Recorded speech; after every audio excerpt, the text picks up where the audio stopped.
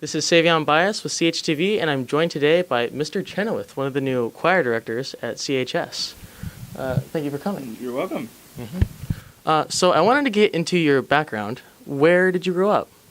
I grew up in near Cincinnati, Ohio. I grew up in a town called Fairfield. Grew up there, actually I've lived there my whole life, and then went to Ball State, obviously north of here, and then moved down this way to teach here.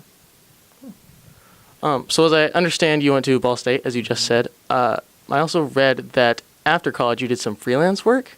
Could you elaborate on that, please? I did. After and during college, I did a lot of freelance choreography, some clinicking, some choreographing musicals as well. I did a lot throughout the Midwest, Illinois, Indiana, and Ohio. Worked in all three states. About almost 24 groups at one point, so a lot of different schools and a lot of programs.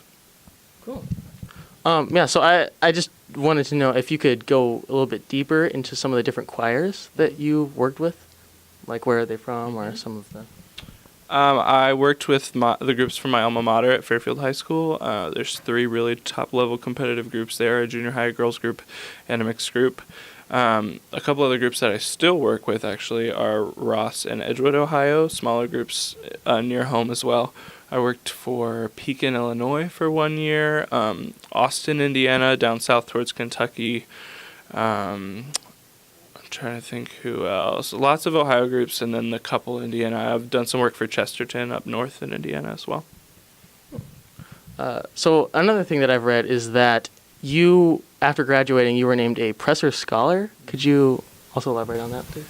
Yeah, so actually that was during college. After my junior year, that was an award at Ball State. It was just the top junior music education student it was a scholarship award that they chose each year. So that was a pretty cool experience to be chosen for that.